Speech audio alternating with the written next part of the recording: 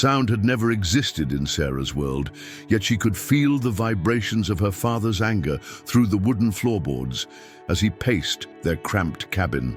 Born without hearing in a frontier town where difference meant burden, Sarah had learned to read lips, hands, and the cruel expressions that followed her wherever she went.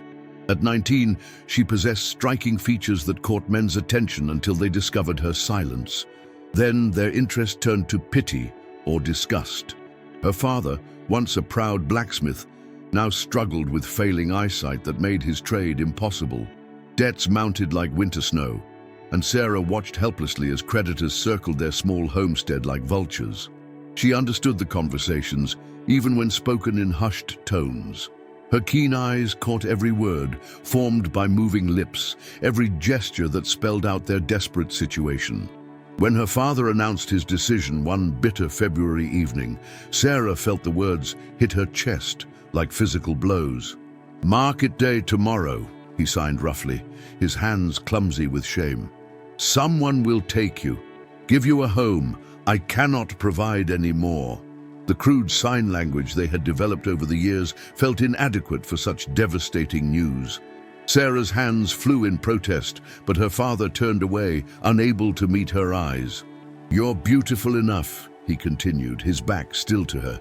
"Some rancher needs a cook, cleaner. You work hard, someone will see value." But they both knew the truth. In their harsh frontier community, a woman who couldn't hear was viewed as fundamentally broken, useful only for the most basic labor. That night, Sarah lay awake, feeling the house settle around her, the vibrations telling stories her ears never could. She pressed her palms against the walls, sensing the life within the wood, the small creatures scurrying between the boards, the wind testing the shutters. These sensations had always been her music, her connection to a world that often forgot she existed. Dawn brought no mercy. Her father hitched their worn mare to the wagon without meeting Sarah's gaze. She climbed in wearing her only decent dress, faded blue cotton that had once belonged to her mother. The fabric smelled of lavender soap and memories of gentler times when her mother would hold her face and mouth words, slowly, patiently, with infinite love. The county seat buzzed with activity as farmers, merchants, and drifters gathered for the monthly auction. Livestock bellowed from wooden pens, while men shouted bids over grain sacks and farming equipment. Sarah's stomach churned as her father led her to a wooden platform where household goods were typically sold. The auctioneer, a thin man with tobacco-stained teeth, looked her up and down like he might evaluate a horse. "Here we have Sarah Mitchell," the auctioneer announced to the growing crowd. 19 years old, strong as an ox, and quiet as a church mouse. "Because she can't hear a blessed thing," laughter rippled through the gathered men. "Perfect for a man who wants peace in his house. She cooks, cleans, sews, and you'll never have to listen to nagging." Sarah's cheeks burned with humiliation as hands pointed and mouths moved in conversations she could see but chose not to read. She focused instead on the distant mountains, their snow-capped peaks offering a dignity this moment lacked. Her hands remained folded in her lap, trembling only slightly despite the storm of emotions within her. "Bidding starts at $20, the auctioneer called. "Less than you'd pay for a good milk cow, and this one won't eat as much." More cruel laughter.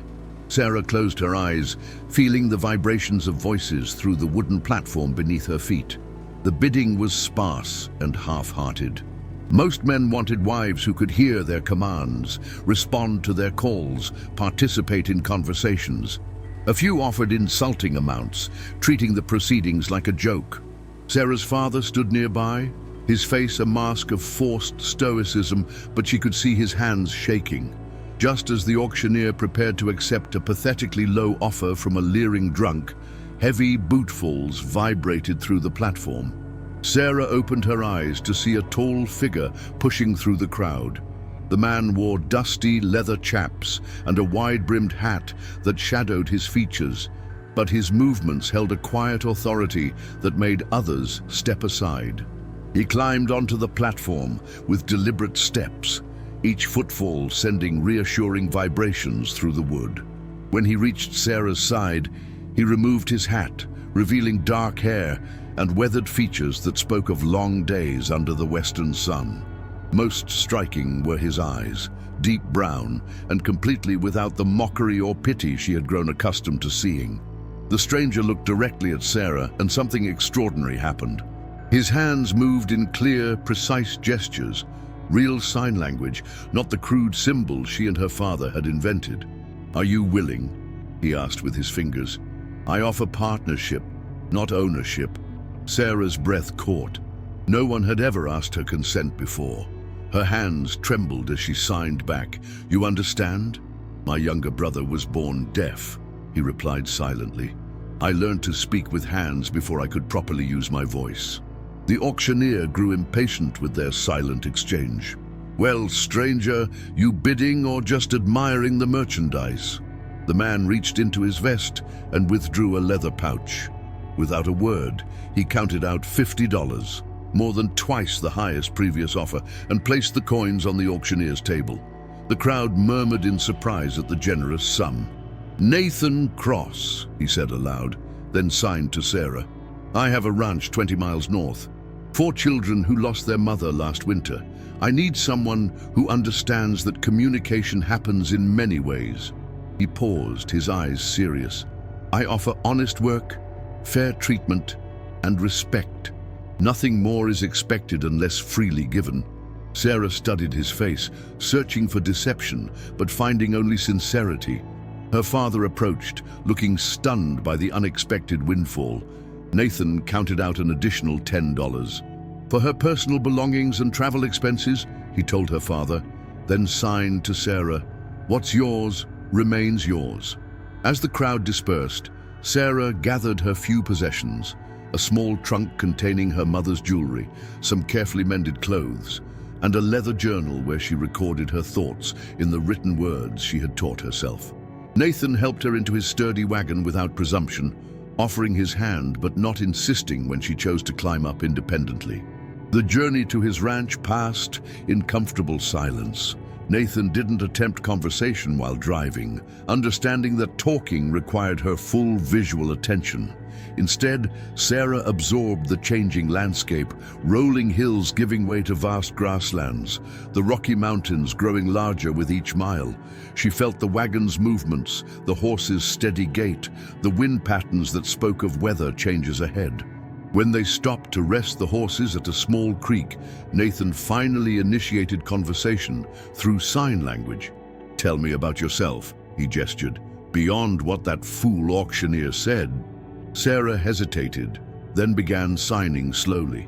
"I read lips well. I write and cipher.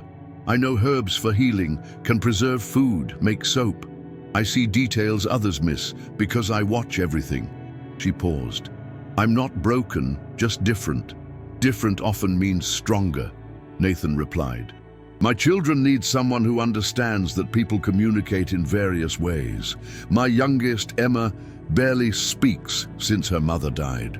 My son Tom stutters when he's nervous. They might benefit from learning that words aren't the only way to express feelings." As afternoon faded, they reached Cross Ranch, a sprawling property with a main house, several outbuildings, and extensive corrals. The house itself was larger than anywhere Sarah had ever lived, built from local stone and timber with a wide front porch that commanded views of the surrounding rangeland. 4 children emerged cautiously from the house as the wagon approached. The eldest, a boy of perhaps 14, held the hand of a small girl who couldn't have been more than 5. 2 other boys, twins by their appearance, flanked them like protective sentinels. All bore the unmistakable signs of loss, 2 serious expressions and clothing that showed the attempts of children caring for themselves. Nathan climbed down and signed to Sarah. "Would you like me to introduce you, or would you prefer to meet them yourself?" "Let me try," Sarah signed back, then stepped forward toward the children. The eldest boy watched her approach with suspicious eyes. "You're the new housekeeper Pa hired?" he asked, his voice carrying premature authority. Sarah nodded, then did something that surprised them all. She knelt down to the eye level of the youngest girl and smiled warmly. Using gentle gestures and expressions, she communicated without words, pointing to herself, then to the child, making questioning faces and encouraging smiles. Little Emma, who hadn't spoken to strangers since her mother's death, stepped forward timidly. Sarah showed her the pretty stones she had collected during the journey, offering them as gifts. The child's face lit up, and she reached out to touch Sarah's hand. "She can't hear," the eldest boy stated matter-of-factly. Sarah looked up at him and nodded, then stood and began signing while speaking aloud simultaneously. "I'm Sarah. I can't hear sounds, but I see and feel many things others miss. I hope we can be friends." Nathan translated for his children, explaining that Sarah used her hands to talk. The twins looked fascinated, while Emma clapped her hands in delight at the graceful movements. "Can you teach us?" asked one of the twins. Sarah's face brightened as she nodded enthusiastically. She spent the next hour teaching them simple signs: hello, thank you, friend, while Nathan watched from the porch. The children's laughter created vibrations she could feel through the ground, and for the first time in months, Sarah experienced something approaching joy. That evening, as Nathan showed her to the small but comfortable room that would be hers, he signed, "They haven't laughed like that since their mother died. You have a gift. Children see hearts, not disabilities," Sarah replied. "They judge by kindness, not by what's missing." Over the following weeks, Sarah settled into life at Cross Ranch with surprising ease. She rose before dawn to prepare breakfast, her movements efficient and quiet in the kitchen. The children quickly learned basic sign language, delighting in their secret conversations that excluded their father until he demanded translations. Sarah's keen observational skills proved invaluable around the ranch. She noticed things others missed: a slight favoring of one leg by a prize mare indicating early lameness, changes in weather patterns that warned of approaching storms, the subtle signs of illness in livestock before symptoms became obvious to others. When little Emma fell ill with fever, Sarah's nursing skills impressed even the local doctor. She had learned to read the body's signals through touch and observation, monitoring breathing patterns and skin temperature with an accuracy that amazed everyone. Her gentle care and patient attention helped the child recover quickly.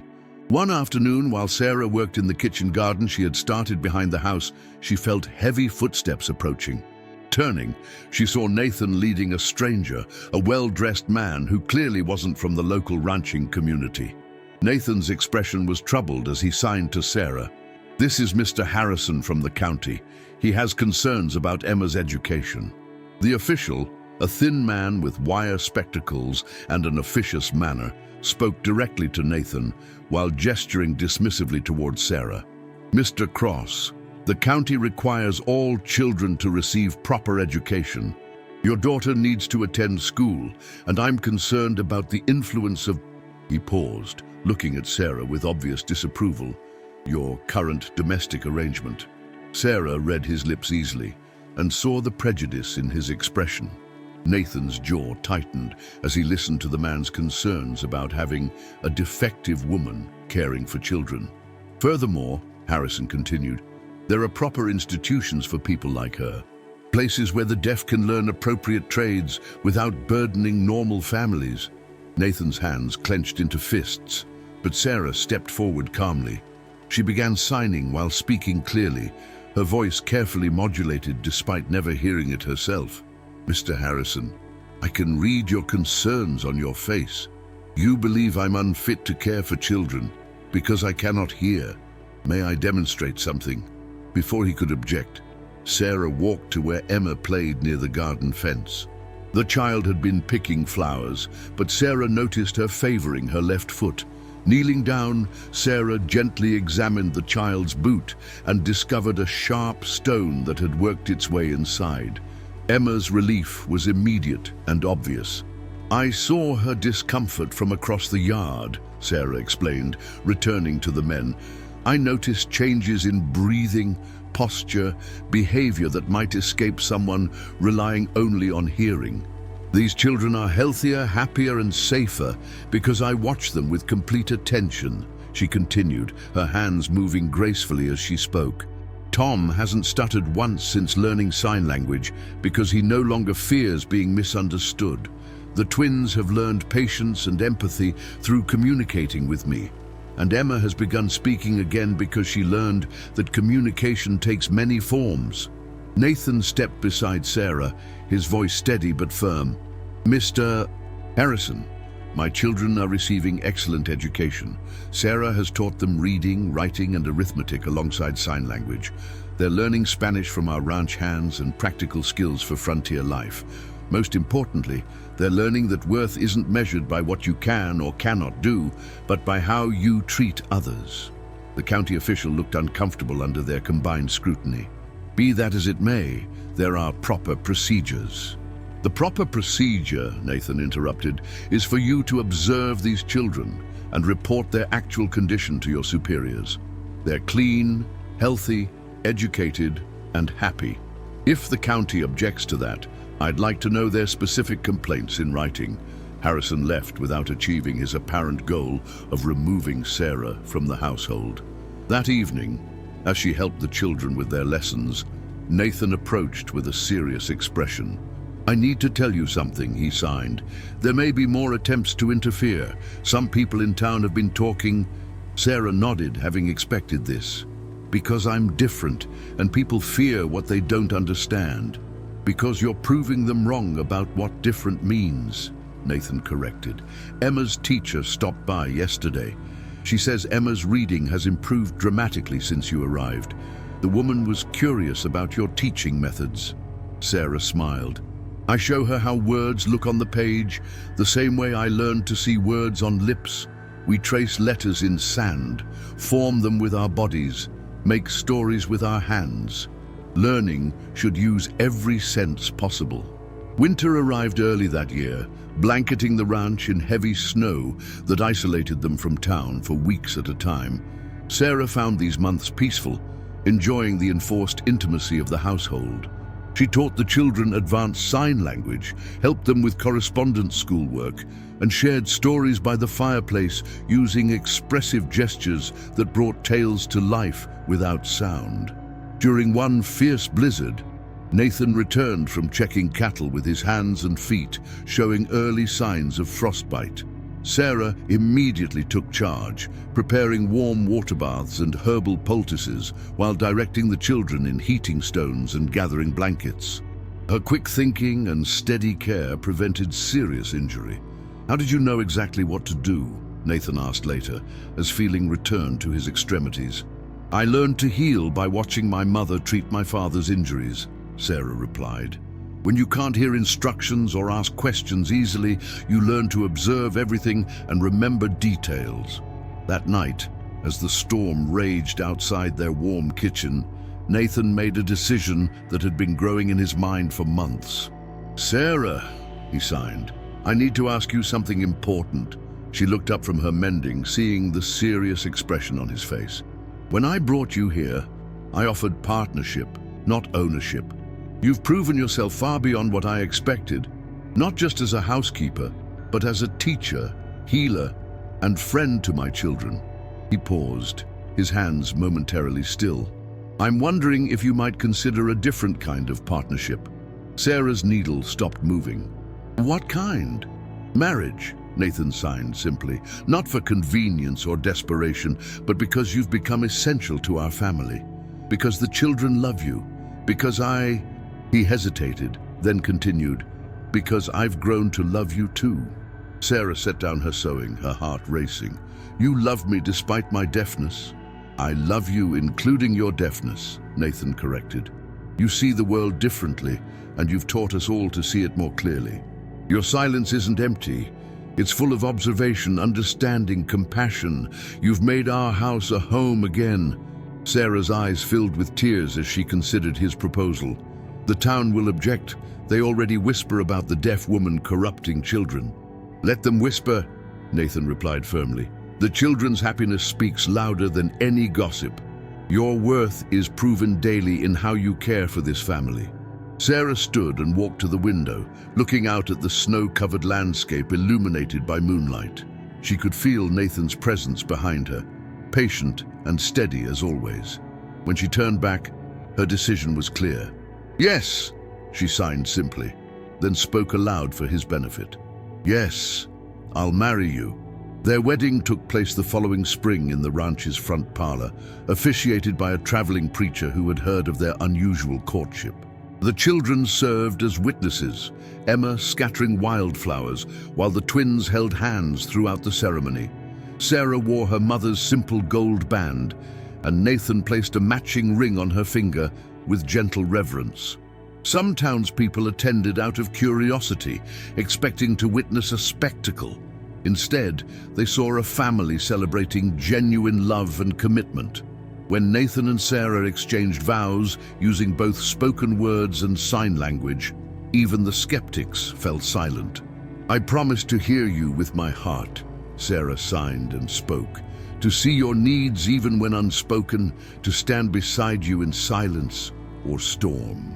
"I promise to speak your language," Nathan replied, his hands moving gracefully with his words, "to protect your dignity, to value your difference as strength, and to love you completely as you are." As word of their marriage spread through the territory, Sarah found herself becoming an unexpected advocate for others like herself. Families with deaf children sought her advice, asking her to teach them sign language and communication methods. She welcomed these visitors warmly, understanding the isolation these families often felt. One memorable day, a desperate couple arrived with their 10-year-old deaf son, Tommy. The boy had been labeled uneducable by his local school and was destined for an institution. Sarah spent 3 days working with him, discovering that he was highly intelligent but had never been taught proper communication methods. "He's not slow," she explained to his parents through Nathan's translation. "He's frustrated. Imagine having thoughts and feelings trapped inside with no way to express them. Give him language and he'll show you his mind."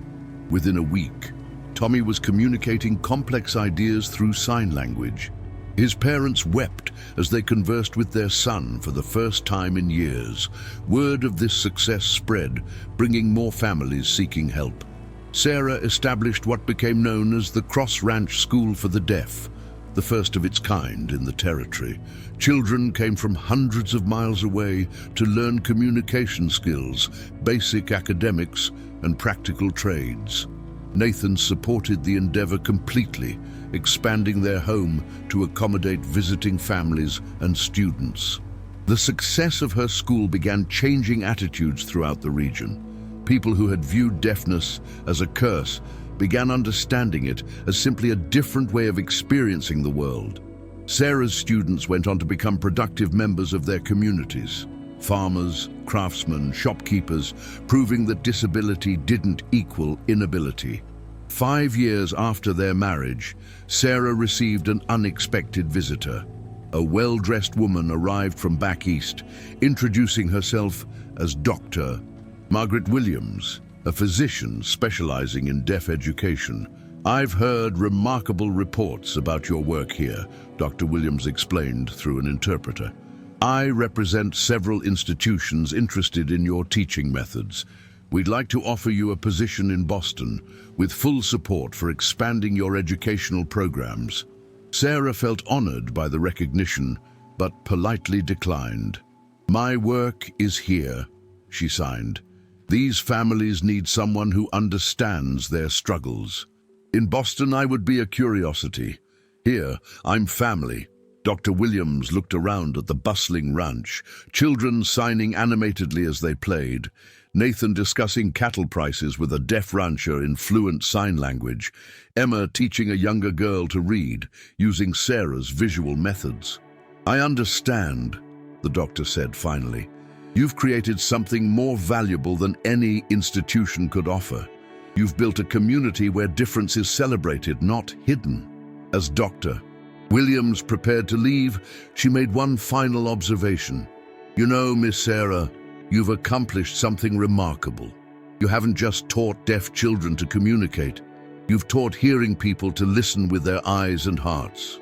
That autumn brought challenges that tested the strength of the community Sarah had built. A severe drought threatened crops and livestock throughout the territory. Many families faced financial ruin, and several deaf students had to return home as their families could no longer afford to send them to school. Sarah refused to turn anyone away. She and Nathan sold cattle to fund scholarships, and the older students took jobs in town to earn money for tuition. The entire ranch community pulled together, with hearing and deaf families working side by side to survive the difficult season. During this crisis, Sarah's leadership abilities truly emerged. She organized work crews, managed resources, and coordinated relief efforts using a combination of sign language, written notes, and visual signals that allowed seamless communication between deaf and hearing workers. When rain finally returned, the community celebration included both spoken songs and silent dances, visual poetry, and signed storytelling. Visitors were amazed to see a truly integrated society where communication barriers had been completely eliminated. Years passed, and Sarah's reputation as an educator and advocate spread throughout the American West. She corresponded with educators across the country, sharing her methods and insights. Her influence helped establish deaf schools in 5 other territories, all based on her philosophy that deaf individuals needed communication tools, not sympathy. Nathan supported her work completely, learning to conduct ranch business in sign language when necessary, and ensuring that their cattle operations served as a model for employing deaf workers. Their success proved that inclusivity was not just morally right, but economically beneficial. Their own children, now grown, carried Sarah's influence into their adult lives. Tom became a teacher, specializing in helping children with communication difficulties. The twins established a successful freight business that actively recruited deaf drivers and handlers. Emma, perhaps most remarkably, became one of the first deaf women to attend college, studying to become a doctor.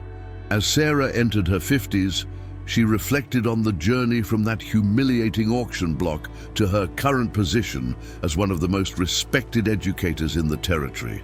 She had proven that worth wasn't determined by what society thought was missing, but by what each individual contributed to their community. Nathan, now graying but still strong, often sat with her on their front porch in the evenings.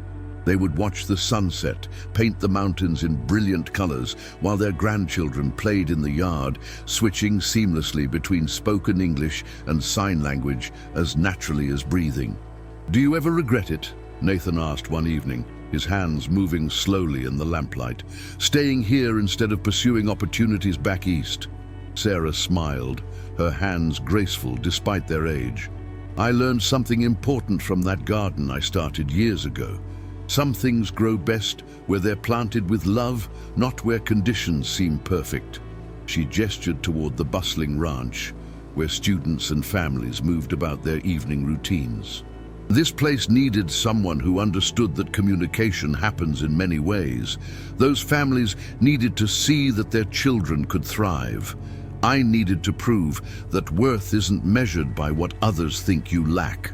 Nathan reached for her hand, their fingers intertwining comfortably. "You did more than prove it. You changed how an entire region thinks about difference." As if summoned by their conversation, Emma approached the porch with her own daughter, a bright-eyed 6-year-old who had inherited her grandmother's keen observational skills along with perfect hearing. "Grandma Sarah," the child said, simultaneously speaking and signing, "will you tell us the story about how you and Grandpa met?" Sarah's eyes twinkled as she began the familiar tale, her hands painting pictures in the air while her voice carried the words. The story had evolved over the years, but its core remained the same.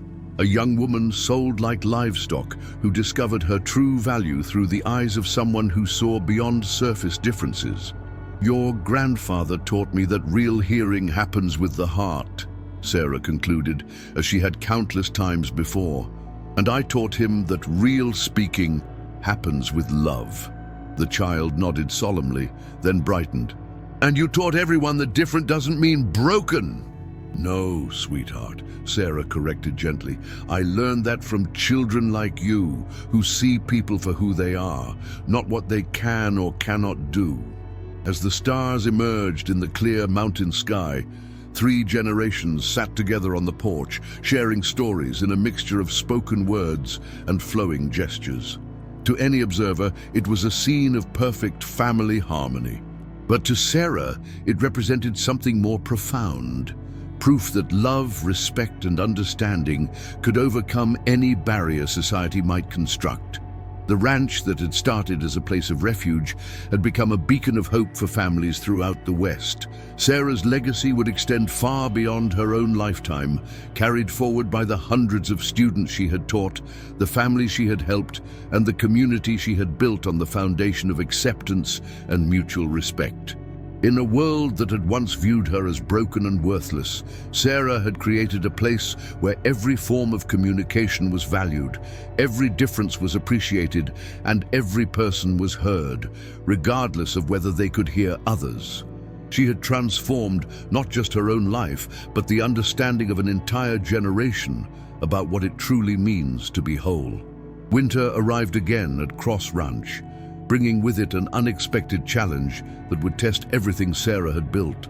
A bitter cold snap froze the water pumps, and several families with deaf children had been stranded by heavy snowfall while traveling to the school. The ranch house suddenly became home to 12 additional people, including 3 elderly grandparents who had never encountered sign language before. Sarah moved through the crowded house like a conductor orchestrating a complex symphony, her hands communicating with multiple conversations simultaneously.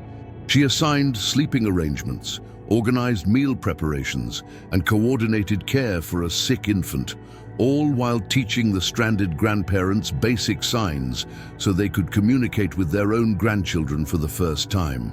Nathan watched in amazement as his wife transformed potential chaos into harmony. "How do you manage it all?" he asked during a brief quiet moment. "When you live in silence, you learn to see patterns others miss," Sarah replied, her hands moving gracefully in the lamplight. "Everyone has needs, fears, hopes. You just have to watch carefully enough to understand them." One of the stranded grandfathers, a gruff cattle rancher named Buck Morrison, had initially refused to learn hand-waving nonsense. But when his 5-year-old deaf granddaughter taught him to sign "I love you," the old man broke down in tears. He spent the rest of their stay learning every sign Sarah could teach him, determined never again to be unable to communicate with the child. 63 years old, he told Nathan one evening, and I'm just learning how to really talk to my own blood. That woman of yours, she's got a gift that goes beyond teaching. She opens hearts. When the roads finally cleared and the families prepared to leave, each carried with them more than just education for their deaf children. They had experienced a community where difference was celebrated, where communication took countless forms, and where every person's contribution was valued. Many would return home to establish their own schools, support groups, and advocacy efforts based on what they had witnessed at Cross Ranch. As spring returned to the mountains, Sarah received news that would bring her greatest challenge yet. The territorial legislature was considering a bill that would require all deaf children to be sent to a state institution, arguing that specialized care was beyond the capability of individual families. The proposed law would effectively close her school and separate dozens of children from their families. Sarah spent sleepless nights crafting a response, writing letters to politicians, organizing testimonials from families, and preparing a presentation that would either save her life's work or see it destroyed by bureaucratic prejudice. Nathan stood beside her every step of the way, traveling with her to the territorial capital where she would address the legislature directly. The hearing was held in a grand chamber filled with suited politicians and curious spectators. Sarah walked to the front of the room, her heart pounding, but her resolve unwavering.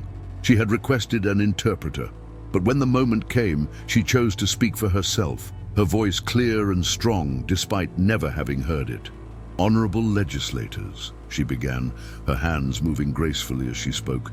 "You are debating whether deaf children belong in institutions or with their families. I ask you to consider this. What makes a family? Is it the ability to hear each other's voices or the willingness to understand each other's hearts?" She told them about Tommy, the boy once labeled uneducable who now ran his own successful business. She described Emma's journey to becoming a doctor and the dozens of other success stories that had emerged from treating deafness as a difference rather than a disability.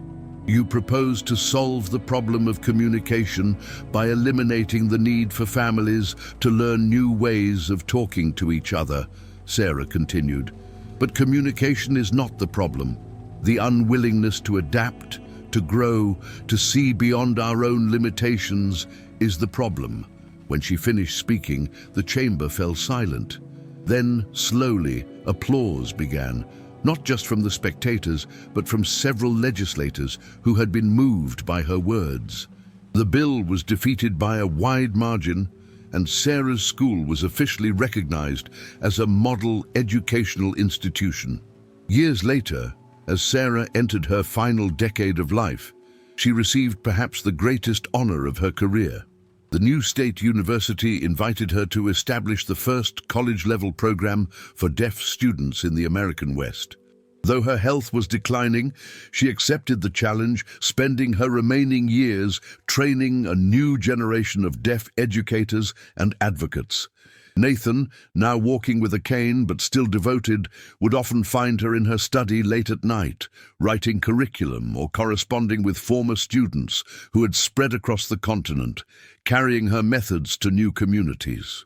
Her influence had grown far beyond what that frightened young woman at the auction block could ever have imagined.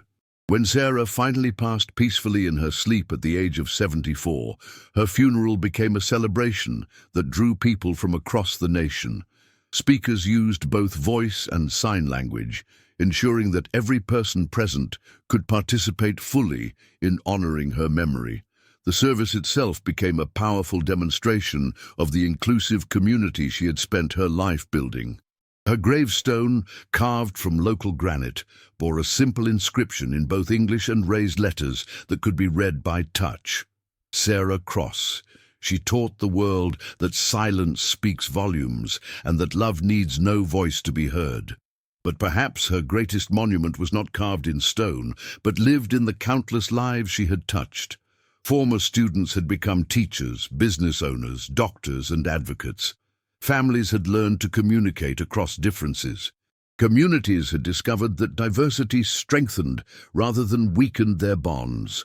Cross Ranch continued to operate as an educational center long after Sarah's death, run by her children and grandchildren who carried forward her philosophy that worth is not determined by ability but by character, that communication happens in countless ways, and that every person deserves to be truly heard, regardless of how they speak or whether they can hear the responses.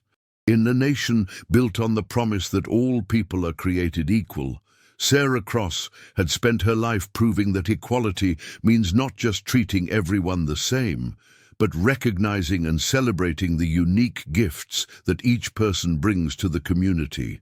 She had transformed from a woman sold like livestock into a pioneer whose legacy would echo through generations, reminding the world that true value lies not in conforming to others' expectations, but in having the courage to be authentically, unapologetically, magnificently yourself. Decades after Sarah's passing, a young journalist named Rebecca Martinez arrived at Cross Ranch to research a book about pioneering women of the American West. What she discovered there went far beyond a simple historical account. The ranch had evolved into something unprecedented, a thriving community where deaf and hearing residents lived in complete integration, where children grew up naturally bilingual in spoken English and American Sign Language, and where businesses operated seamlessly across communication styles. Rebecca interviewed Maria Santos, now in her 80s, who had been one of Sarah's first students. "People ask me if I feel disabled," Maria said, her weathered hands moving with practiced grace. But how can I feel disabled when I can communicate in 3 languages, English, Spanish, and ASL? Sarah taught us that having different abilities makes you more capable, not less. The journalist learned that Sarah's influence had spread in ways no one could have predicted. Former students had established deaf communities across the Western Territories, creating networks of support and opportunity that spanned thousands of miles. A trading company founded by 2 of Sarah's students had become one of the largest freight operations in the region, employing both deaf and hearing workers who communicated through an innovative system of visual signals that proved more efficient than shouting across noisy rail yards. Dr. Emma Cross Harrison, now the Dean of the State University's Deaf Education Program, shared with Rebecca the contents of Sarah's private journals discovered in the ranch house attic. The entries revealed the depth of Sarah's vision and the struggles she had faced in bringing it to reality. January 15th, 1887, Emma read aloud while signing. Nathan worries that I push too hard, expect too much. But I have seen what these children can become when given the chance. Society limits them not because of what they cannot do, but because of what society refuses to imagine. We must dream bigger than their fears. Another entry, dated during the legislative battle. They see silence as absence, but I know it as presence. In the quiet, I feel the heartbeat of the earth, the breath of sleeping children, the gentle touch of wind. My students don't miss sounds. They discover vibrations others never notice. We don't need to be fixed. The world needs to expand its definition of normal. Rebecca spent weeks at the ranch, documenting innovations that had emerged from Sarah's philosophy. The community had developed architectural designs that optimized visual communication. Homes with open floor plans and strategic mirror placement, public buildings with lighting designed to eliminate shadows that could obscure sign language, and meeting spaces arranged in circles rather than rows to ensure everyone could see everyone else. The ranch's school had become a research center where educators from around the world came to study inclusive teaching methods. Students weren't separated by hearing ability, but learned together, with curriculum adapted to utilize every possible learning style. Mathematics was taught through spatial relationships, history through visual storytelling, science through hands-on experimentation that emphasized observation over auditory instruction. During her research, Rebecca witnessed something that perfectly captured Sarah's enduring impact. A group of children were playing in the ranch yard, some deaf, some hearing, some from local families, others visiting with their parents. Their game involved complex rules that required both spoken words and sign language, with players switching between communication modes seamlessly as they ran and laughed together. That, said Thomas Cross, Nathan and Sarah's eldest adopted son, now the ranch's manager, is what my mother dreamed of. Children who don't see difference as division but as diversity. They're not thinking about who can hear and who cannot. They're just playing together, using whatever language works in the moment. Thomas shared a story that had become family legend. During Sarah's final years, when her health was failing and she could no longer travel to speak at conferences, educators and politicians would journey to Cross Ranch to seek her counsel. A governor once asked her what single change would most improve life for deaf Americans. Sarah's response, delivered through Thomas's interpretation, had become a rallying cry for the movement she had inadvertently founded. Stop asking what deaf people cannot do and start discovering what they can do that others cannot. Stop seeing silence as emptiness and start recognizing it as space for different kinds of fullness. The question isn't how to fix us, it's how to expand your understanding of what complete looks like. Rebecca's book, The Silent Voice, Sarah Cross and the Revolution of Understanding, would eventually become a bestseller, introducing Sarah's story to readers across America and Europe. But more importantly, it inspired a new generation of advocates and educators who carried her message into the 20th century and beyond. The final chapter of Rebecca's book described her last day at the ranch. As evening fell over the mountains, she sat on the same porch where Sarah and Nathan had shared countless conversations. The current residents gathered for their weekly community meeting, discussing ranch business, resolving conflicts, and planning for the future. The discussion flowed effortlessly between spoken English and sign language, with some participants contributing in both simultaneously. Watching this scene, Rebecca finally understood the full scope of Sarah's achievement. She hadn't simply created a school or established a community. She had proven that human beings could transcend the barriers that seemed to separate them. She had demonstrated that communication is about connection, not conformity, and that the most profound conversations often happen in the spaces between words. As the stars emerged in the clear mountain sky, Rebecca reflected on how one woman's refusal to accept society's limitations had rippled outward to touch thousands of lives. Sarah Cross had been sold like an animal because the world couldn't see her value, but she had responded by teaching the world to see differently altogether. Her legacy lived not in monuments or institutions, but in every moment when difference was celebrated rather than merely tolerated, when communication bridged rather than divided, and when love proved stronger than the fear of what we don't immediately understand.